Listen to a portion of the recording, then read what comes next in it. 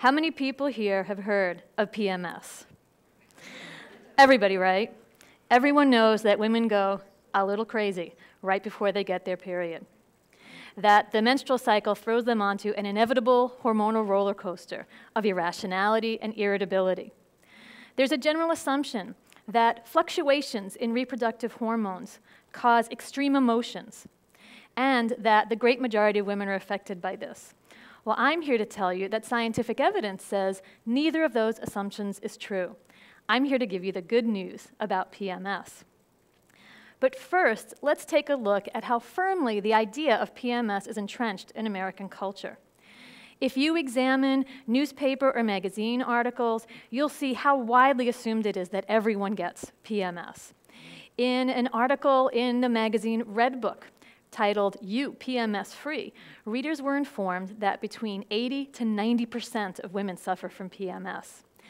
LA Muscle magazine warned its readers that 40 to 50% of women suffer from PMS and that it plays a major role in women's mental and physical health.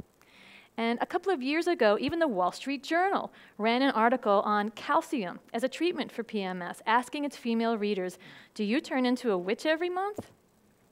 From all these articles, you would think there must be a mountain of research verifying the widespread nature of PMS. However, after 5 decades of research, there's no strong consensus on the definition, the cause, the treatment, or even the existence of PMS.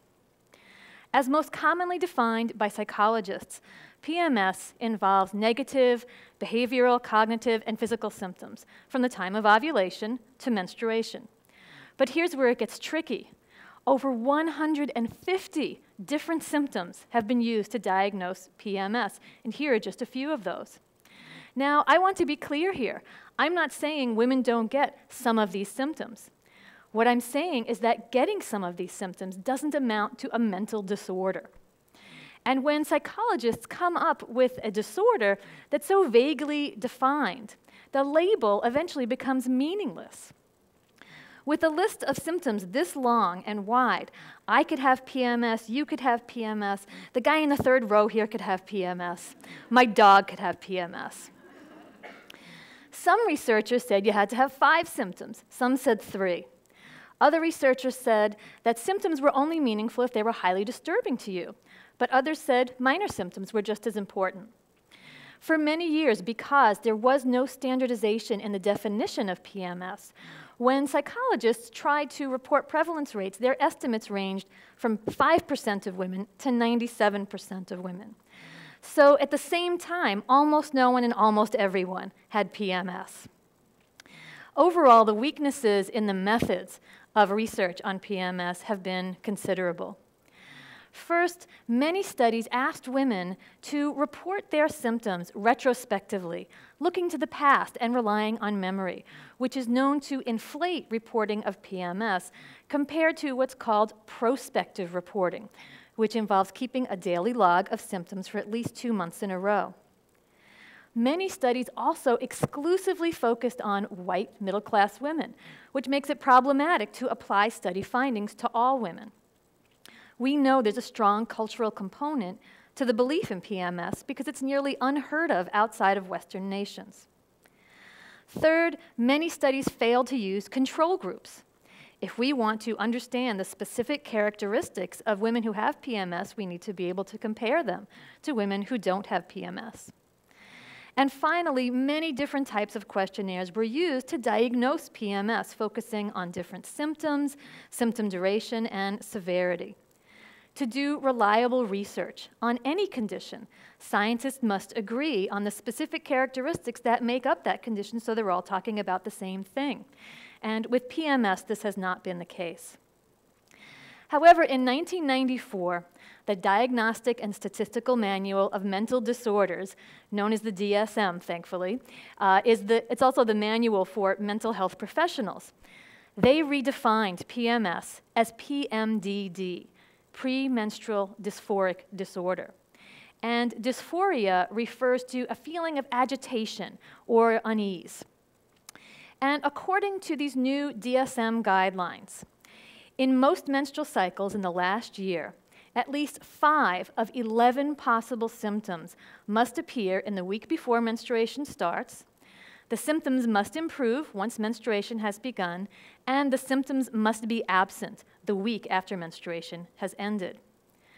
One of these symptoms must come from this list of 4. Marked mood swings, irritability, anxiety, or depression. The other symptoms could come from the first slide or from those on the second slide, including symptoms like feeling out of control and changes in sleep or appetite. The DSM also required now that the symptoms should be associated with clinically significant distress.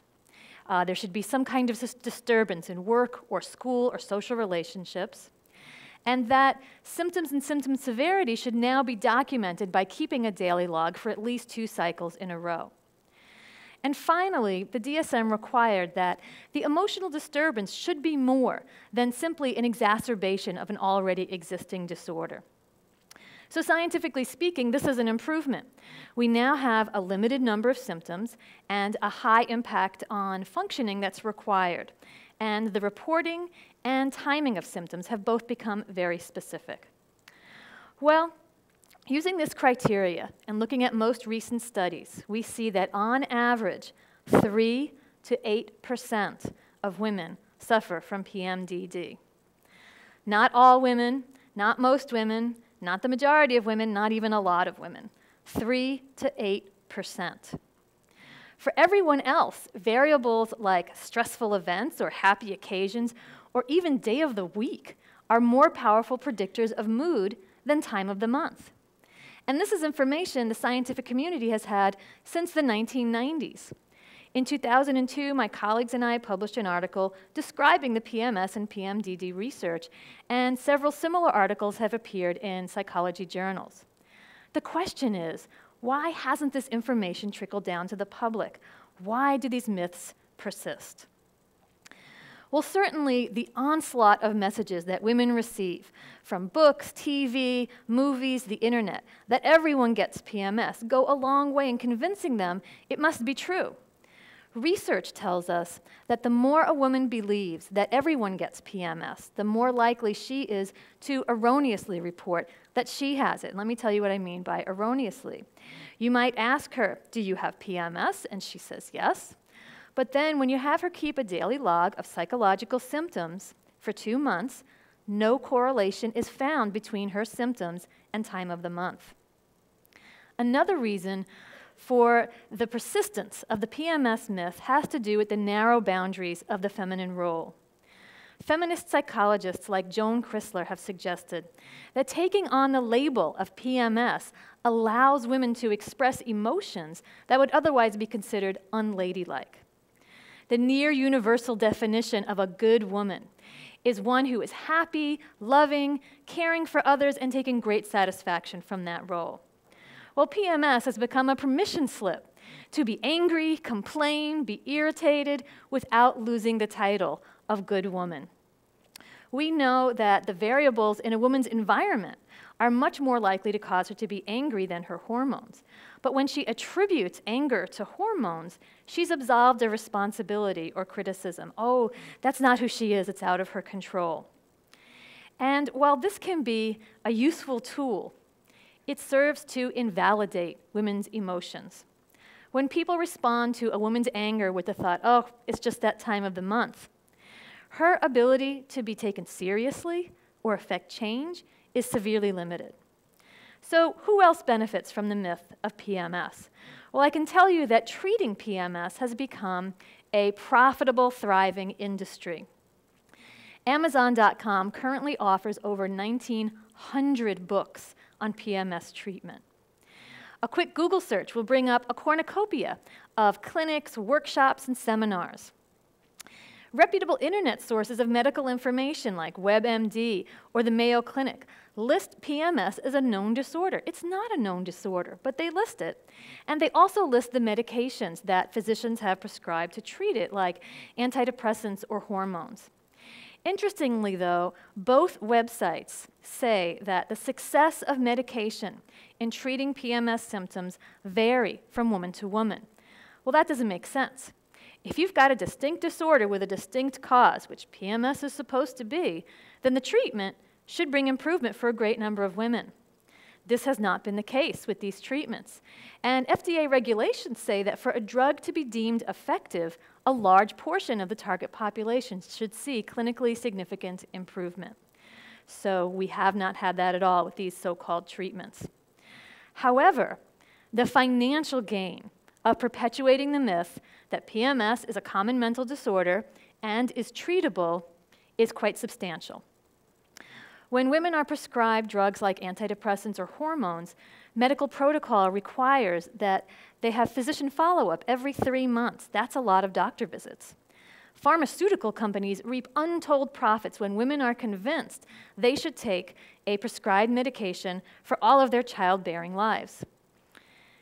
Over-the-counter drugs like Midol even claim to treat PMS symptoms like tension and irritability, even though they only contain a diuretic, a pain reliever, and caffeine.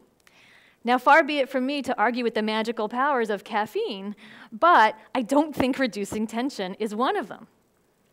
Since 2002, Midol has marketed a teen Midol to adolescents. They are aiming at young girls early to convince them that everyone gets PMS and that it will make you a monster. But wait, there's something you can do about it. Take Midol and you'll be a human being again. In 2013, Midol took in $48 million in sales revenue. So while perpetuating the myth of PMS has been lucrative for some, it comes with some serious adverse consequences for women. First, it contributes to the medicalization of women's reproductive health. The medical field has a long history of conceptualizing women's reproductive processes as illnesses that require treatment. And this has come at many costs, including excessive cesarean deliveries, hysterectomies, and prescribed hormone treatments that have harmed rather than enhanced women's health. Second, the PMS myth also contributes to the stereotype of women as irrational and over-emotional. When the menstrual cycle is described as a hormonal roller coaster that turns women into angry beasts, it becomes easy to question the competence of all women. Women have made tremendous strides in the workforce, but still there's a minuscule number of women at the highest echelons of fields like government or business. And when we think about who makes for a good CEO or senator, someone who has qualities like rationality, steadiness, competence come to mind. And in our culture, that sounds more like a man than a woman, and the PMS myth contributes to that. Psychologists know that the moods of men and women are more similar than different. One study followed men and women for 4 to 6 months and found that the number of mood swings they experienced and the severity of those mood swings were no different. And finally, the PMS myth keeps women from dealing with the actual issues causing them emotional upset. Individual issues like quality of relationship or work conditions, or societal issues like racism or sexism or the daily grind of poverty are all strongly related to daily mood. Sweeping emotions under the rug of PMS keeps women from understanding the source of their negative emotions, but it also takes away the opportunity to take any action to change them.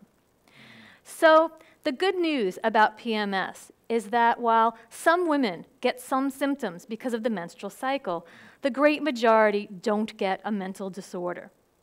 They go to work or school, take care of their families, and function at a normal level.